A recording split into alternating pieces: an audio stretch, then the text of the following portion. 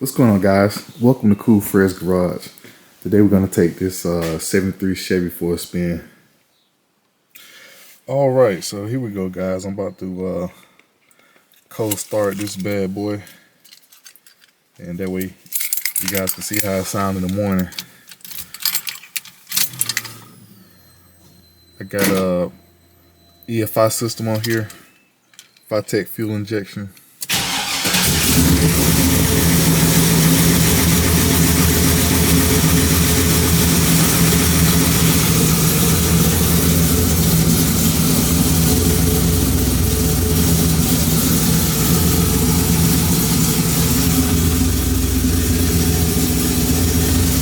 And as you guys can see, it goes on and it fires right on up.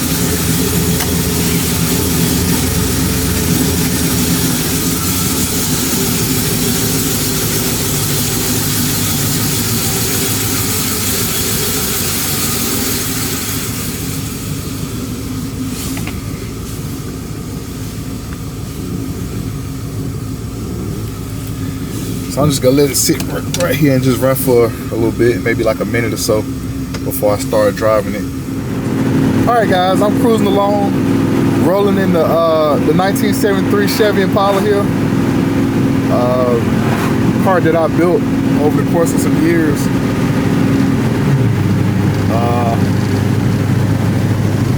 I'm just gonna, this is a typical Saturday morning. I believe it's what, February 24th, 2023. So just cruising along in here. So I'm just gonna drive along and talk about the car as I drive it. And I'll talk about a few things, but then I'll probably make some more videos on it as we go along. I got a few upcoming projects I'm gonna do to it. So you guys stay tuned for that.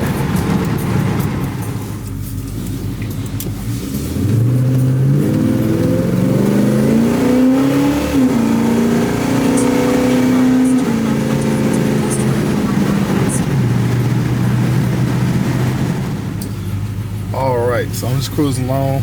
Right now just sitting at the red light here, so waiting on the red light to change.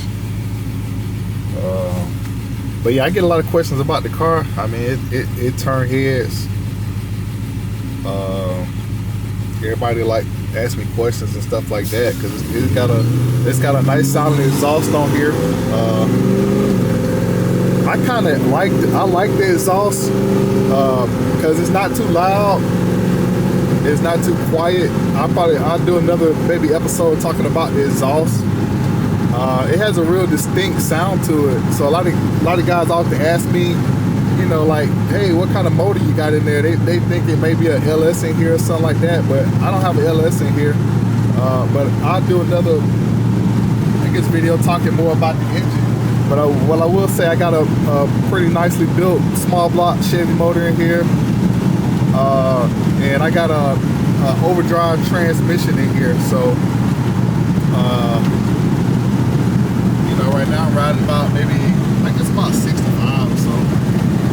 65 to 70, maybe 68. And it's maybe turning like 1,700 RPM. But it's a real nice street cruiser. I mean, you know, it's got decent horsepower, decent torque. You know, I don't have the most horsepower of the guys out there, but you know, it's pretty decent. And it's a nice, enjoyable car. You know, the car is on.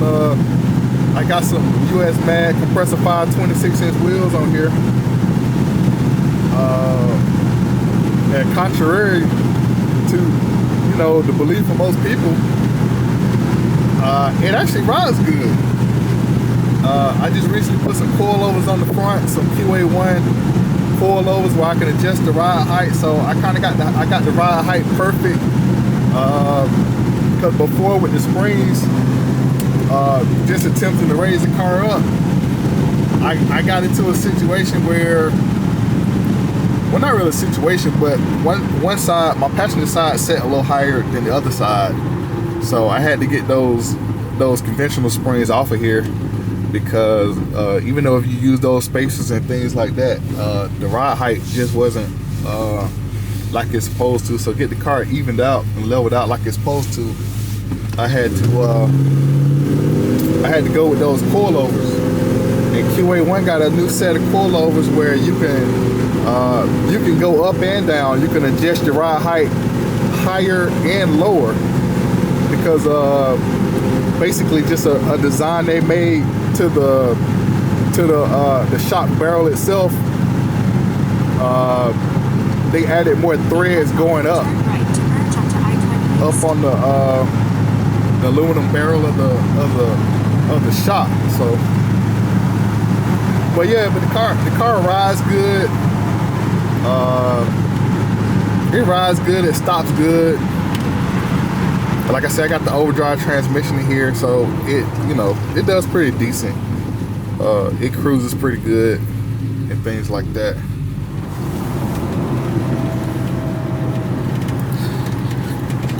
All right, so now I just got off I-20, about to hit 285 for a little bit. So it's running, cruising pretty good. I got earlier I was just talking about the engine and transmission combo, small block Chevy.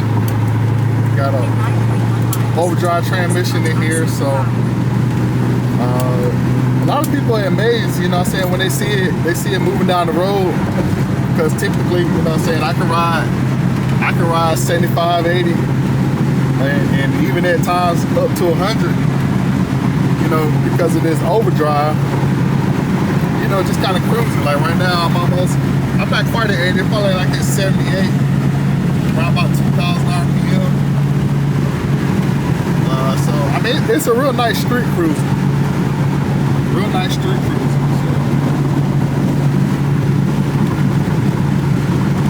And it's got decent passing power and stuff like that.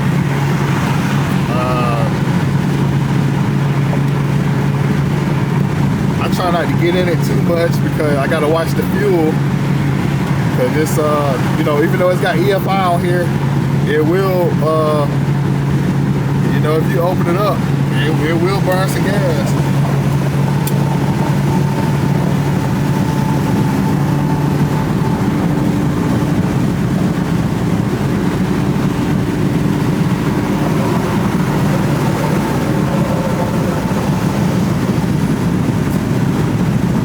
But it moved down the road pretty good. I got a Phytech electronic fuel injection on here. It's a throttle body injection system. It runs pretty good. I had it on here since 2017. So once you kind of get a few of the bugs worked out of it, and get it calibrated and set up real good, it's a pretty good system. It's nice and responsive, and I gotta say myself, man, going from fuel injection to carburetor, going from carburetor to fuel injection, it's a big difference, man. You know, real good throttle response.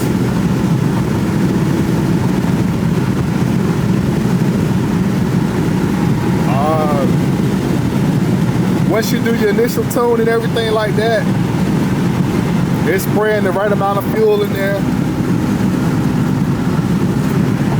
Because right now I'm about 85, 90. And the main thing is just having everything kind of calibrated together. With your transmission working with your engine. Because you know, when you get into having a lot of aftermarket parts, you want to make sure those parts work together. And I also built the rear end too. Rear end got 373 gears with a limited slip. It's a Yukon dual grip posi traction unit in there. Well, they don't call it posi traction, but it's very similar to the Eaton. But it's a Yukon dual grip, I believe that's what it's called. So combo with the wheels. You know, actually the wheels the car ride nice and smooth. I got some pretty decent tires on here.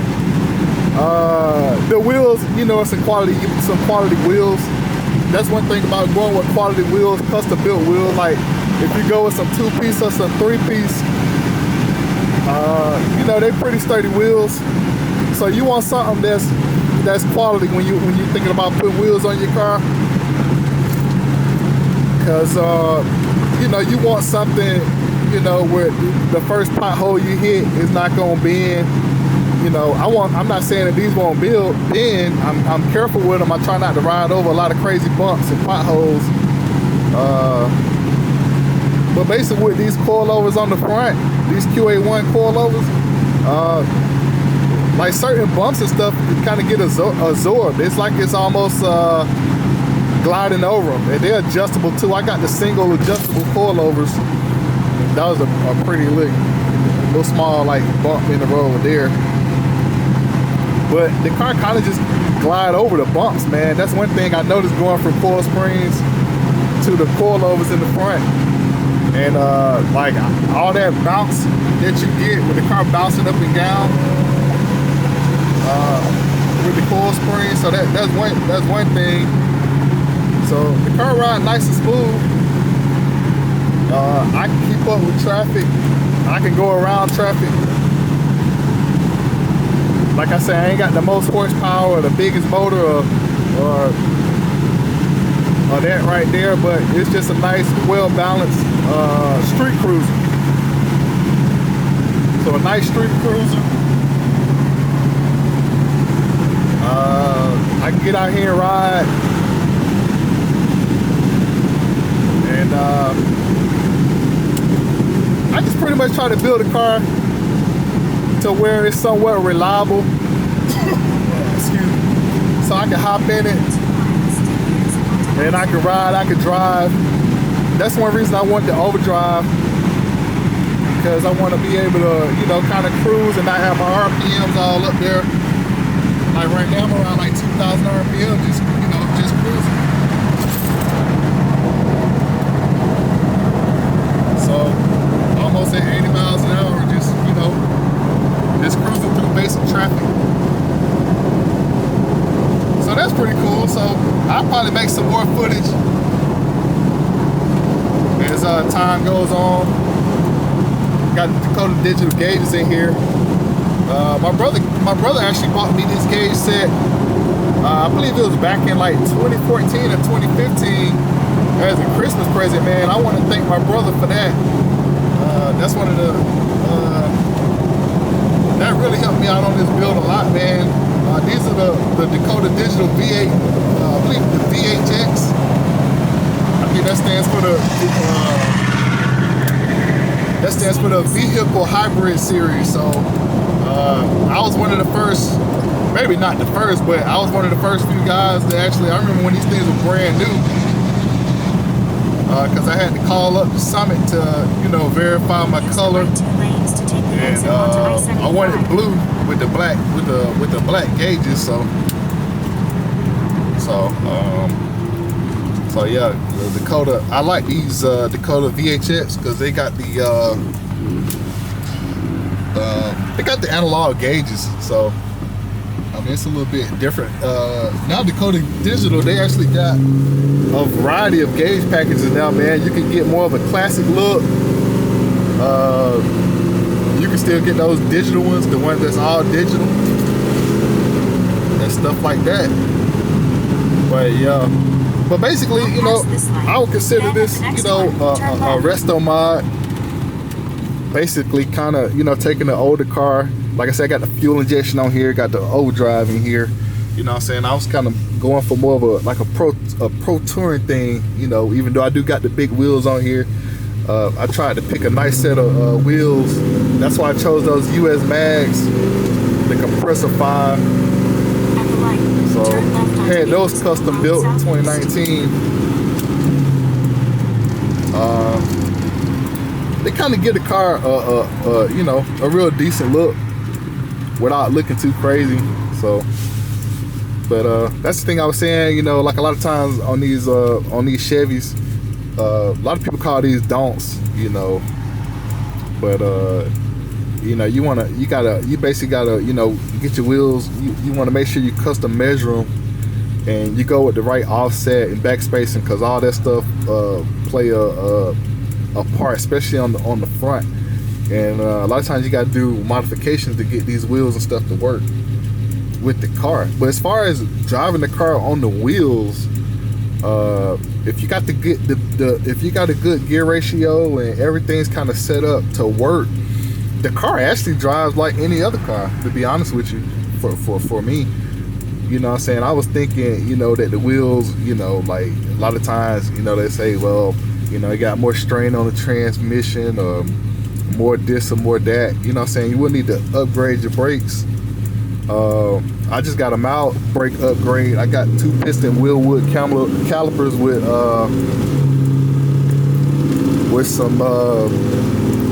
some bare slotted rotors on the front, and I'm eventually gonna put some disc in the back too, and put a matching set of Wheelwoods back in the back, you know what I'm saying. But I guess I'll do another episode later on, do some more information on the brakes, because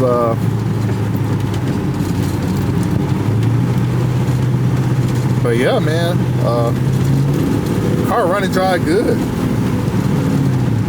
So I mean, that's just kind of one blessing of your fruits of your labor, of you know, just Go being able to then at the next one, turn left. to get out and kind of enjoy the car, man, because it takes a while to get it to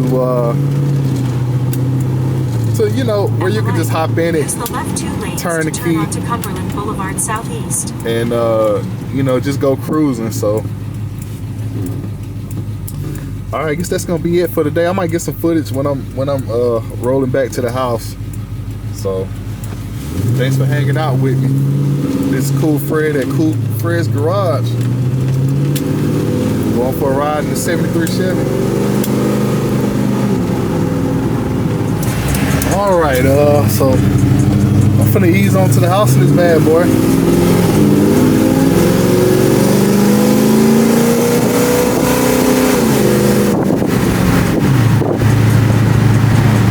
But this thing move on down the road pretty good.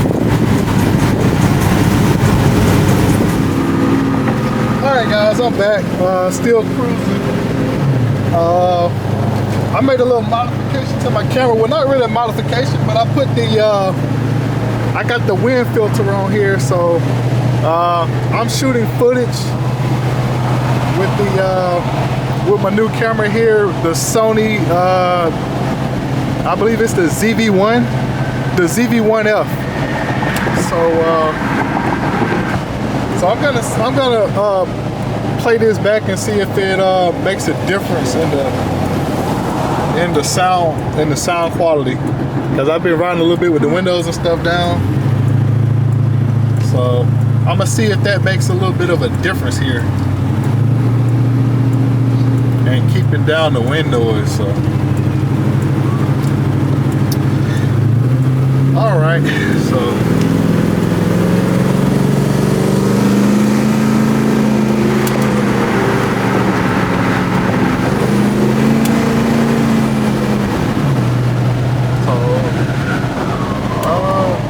quite started raining yet. It is sprinkling a little bit, but looks like we're about to hit some traffic up above here. So I hear one of my magazines back there in the back seat. The page is flapping around because I got the driver's window open and also the passenger window. So all right, I'm back on 285 here, rolling down the highway.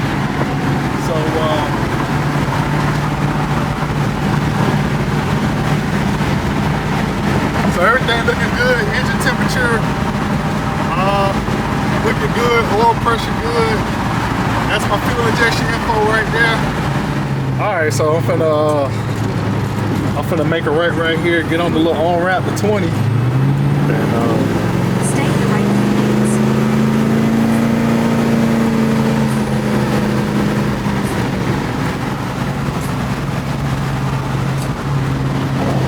I I just switch it in overdrive. In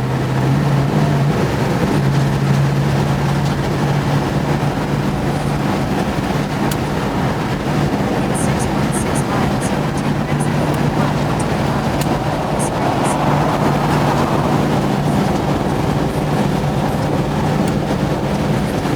And pretty much I can get out here and keep up with everybody else. I can ride on down the road. Now one thing, my fuel is starting to get a little low there. It's getting kind of close to a quarter of a tank. So because of where I got the fuel pump mounted in this fuel tank, I kind of try to keep it at least above an eighth of a tank. So I'm pretty much out here rolling right now at 2200 RPM. I roll about 85 miles an hour. And most of the time I'm cruising around like 80. I try not to really, you know what I'm saying, get down on it too much. But the car does move, it moves on down the road pretty good. It's a pretty nice powertrain combination.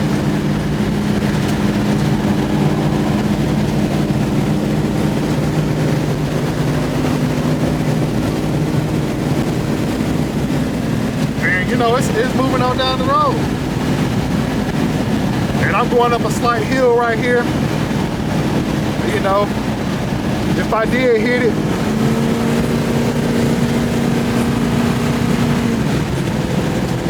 it'll pull on up to 90, 95. So it's not bad for a small block Chevy with an overdrive on 26-inch wheels. It's really not bad at all.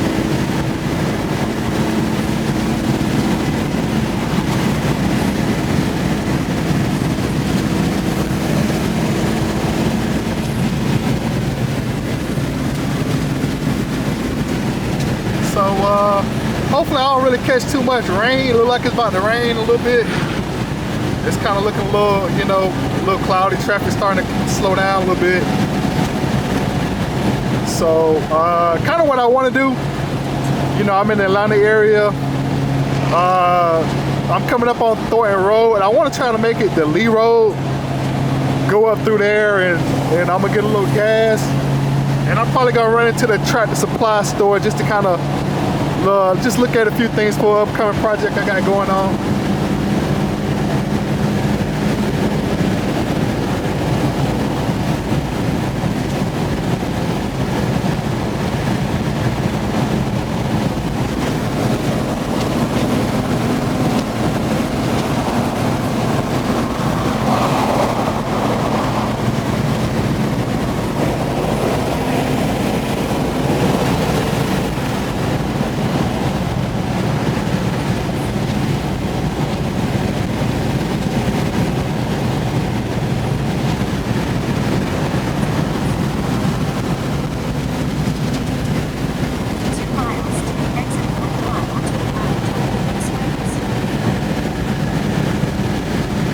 All right, so I'm back rolling. So came to the racetrack, get a little gas, put a little gas in here. So I got a little over half a tank, which is cool. So now what I'm about to do is mosey on over here across the street to the Tractor Supply store just to kind of look for a few like bolts and look at some of their like steel stock and stuff like that for an upcoming project that I got coming. Not this car, but for one of my guys that I work on his car from time to time. So, but one thing I do got to try to sort out with this is I have a little rocker arm clicking a little bit. Usually when I get up when the engine gets up to operating temperature, it kind of settles down. But I got a little rocker, a little kind of ticking or tapping noise, and I've narrowed it down to pretty much maybe cylinder one. Those first two. At first, it seemed like it quieted down when I lowered the front end of the car. Maybe I'm not sure. Maybe the The oil was maybe the oil was running kind of down to the rear of the engine inside the valve cover a little faster than normal. Because sometimes it kind of settles down, then sometimes it's a little bit more prominent. So, but this right here, say my coolant temperature is around 190 degrees Fahrenheit.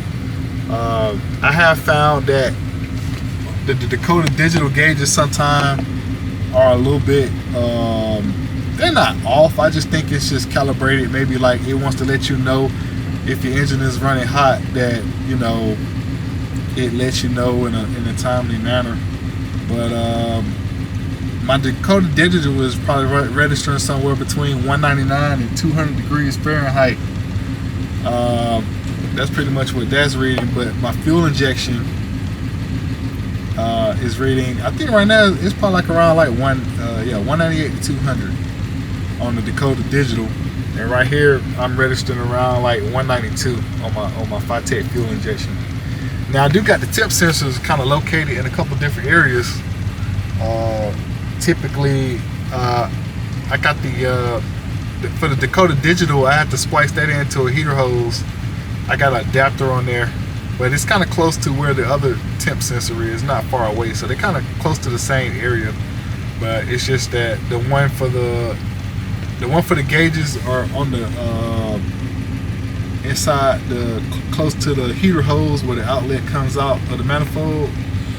And this one right here is pretty much like it's the temp sensor location that you typically on a small block Chevy will mount your temp sensor.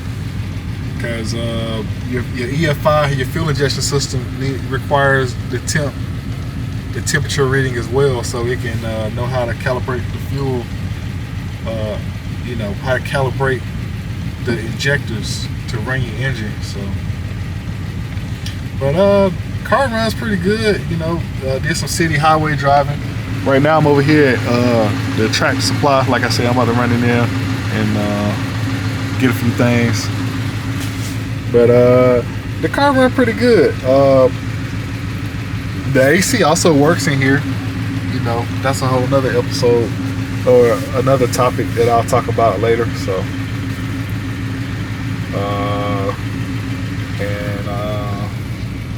I have a fail-safe switch here for my electric fans. They just powered on. So if I need to go to 100% on my electric fans, I can do that. That's pretty much it. So I got more footage to come, whether it's gonna be on this car or another project I'm gonna be working on. So like I did mention earlier, I got a few things, a few little projects, little things I'm gonna do to this car. I'm gonna do a few little things to it, and that's it, man. Thanks for hanging out, and thanks for checking out Kool Fred's garage, and have a good one. Until next time, y'all guys take it easy.